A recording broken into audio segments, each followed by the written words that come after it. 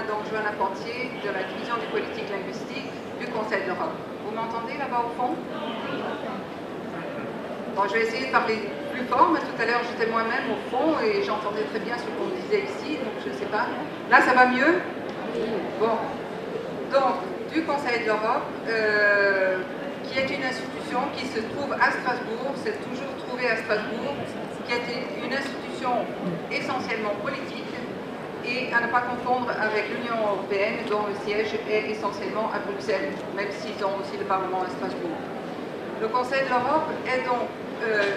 la première des organisations internationales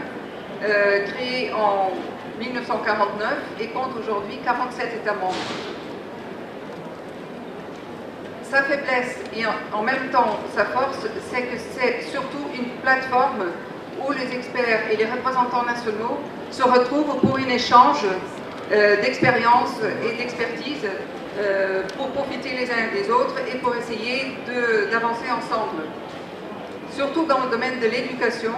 le principe de subsidiarité est totalement respecté, ce qui veut dire concrètement que tous les outils élaborés au Conseil de l'Europe, y compris le cadre européen commun de référence, ce sont des outils élaborés par des experts représentant les États membres, mis à la disposition des professionnels, mais d'aucune forme imposée par le Conseil de l'Europe à qui que ce soit. Au plus haut niveau du Conseil de l'Europe, nous avons le comité des ministres qui est constitué par les ministres des Affaires étrangères qui, en fonction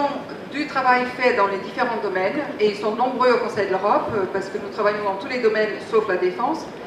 en fonction des résultats des travaux, des recommandations des experts, des représentants nationaux, ce comité des ministres envoie par moment des messages, des recommandations au gouvernement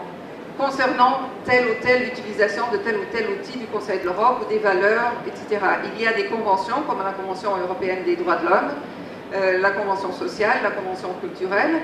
et à un niveau plus pratique dans le domaine de l'éducation, il y a par exemple un outil comme le cadre européen commun de référence. Là-dessus, il n'y a pas de convention, les États ne signent pas d'accords par lesquels ils s'engagent définitivement à l'utiliser, mais il y a une recommandation du comité des ministres au gouvernement pour l'utilisation de ce cadre commun, puisqu'ils pensent que c'est une très bonne base pour une coopération dans le domaine des langues. Donc c'était juste pour clarifier dès le départ cette